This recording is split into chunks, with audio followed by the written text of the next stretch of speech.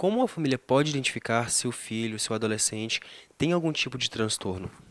Olha só, pelo que eu vi no noticiário, e tudo aconteceu de forma muito rápida hoje, parece muito característico um caso de bullying, de alguém que foi vítima de bullying. Lembra muito o episódio de Realengo, que volta para a escola algum tempo depois com a intenção de se vingar de algo que possa ter acontecido lá.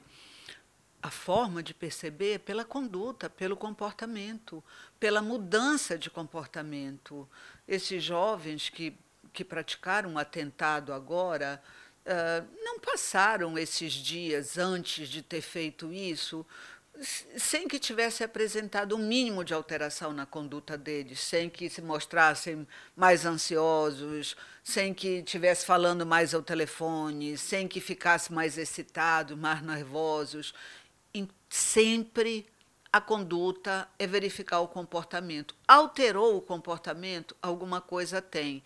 E se for de fato constatado que foi um caso de bullying, isso aconteceu lá atrás. Porque quem é vítima de bullying apresenta mudança de comportamento. Não quer ir para a escola, fica arredio, adoece, chora. Final de semana melhora que é uma maravilha. Sábado é o melhor dia para eles. Quando chega o domingo, que na segunda eles têm que ir para a aula, voltam a aparecer os sintomas todos de novo. Então, é na conduta que você percebe. Bom, e a partir do momento que uma criança ou adolescente está sofrendo bullying na escola, que atitudes, que posicionamento os pais e a família devem tomar? Bom, a primeira coisa é antes da escola, né? É preciso que os pais cheguem junto dos filhos. É preciso que haja uma relação de confiança. A criança que é vítima de bullying é alguém que não consegue reagir. Por isso ela é escolhida como vítima.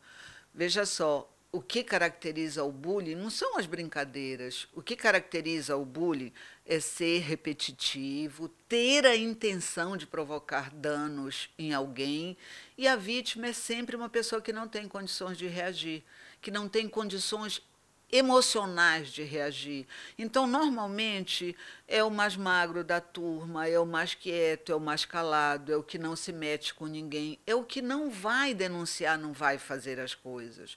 Sempre que uma criança, um adulto, um adolescente demonstrar que não quer ir para a escola, investigue, vá atrás, vá na escola, converse com seu filho, fale com os coleguinhas, apoio.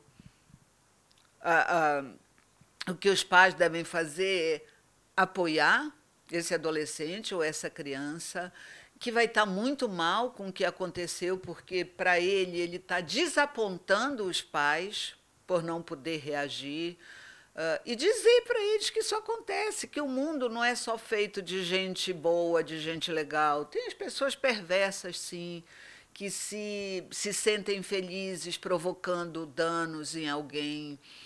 O que não pode acontecer nunca é dizer você tem que reagir. Isso mata a criança, mata o adolescente, porque se ele foi escolhido como vítima por ele não ter recursos para reagir, quando você diz, por que você deixou? Você podia ter metido a mão, você podia ter gritado. Não é esse. Cada pai e cada mãe precisa conhecer o seu filho, precisa saber quais são as fragilidades deles, quais são os pontos fortes e, mais do que isso, apoiar. Numa hora dessa, tem que ir na escola, tem que investigar, tem que dizer que estão do lado, que vão apoiar, que ele não está sozinho. Essa é a terapêutica do que precisa acontecer. Mas se por um acaso a família não der um suporte, a escola não der um suporte, e, digamos, por exemplo, se a criança não falar o que está acontecendo e nem a família prestar atenção, que consequências esse bullying pode vir a trazer no futuro? Consequências muito graves. O bullying, ele deixa marcas na alma para o resto da vida. As mais comuns são baixo rendimento escolar, isso é o mínimo, tá? Evasão escolar, depressão e muitas vezes suicídio. O índice de pessoas que tentam o suicídio por práticas de bullying é muito grande. A gente vê jovens se matando aí, né, praticando o suicídio, isso tem aumentado terrivelmente no mundo, uma das causas é o bullying. As causas principais são depressão, algum transtorno emocional, como o transtorno bipolar, e o bullying.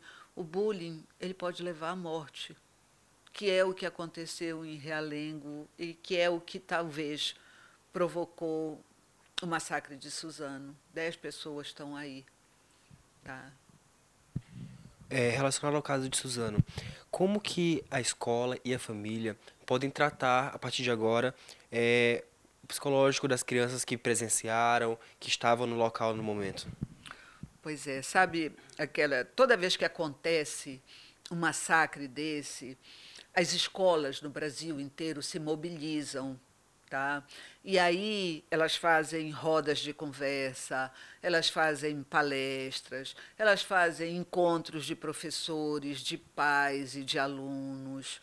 Enquanto é aquela história de põe a grade depois que o ladrão entrou na tua casa, na verdade, isso devia ser um assunto, o bullying devia ser um assunto que fizesse parte da rotina dos pais, da rotina das escolas, em que sempre tivesse falando sobre isso. Essas pessoas, os adolescentes, os jovens dessa escola, estão super traumatizados. Eu vi os relatos, teve gente pulando o muro, teve gente querendo ir para um local e chegava lá e ver corpos mortos, teve pessoas que foram feridas, se perderam. Tem salas de aula que as crianças, quando voltarem, os jovens, quando voltarem para a aula, o amigo não está ali porque foi morto, porque foi vítima de uma chacina. Então, o que tem que fazer é trabalhar o emocional de toda essa escola.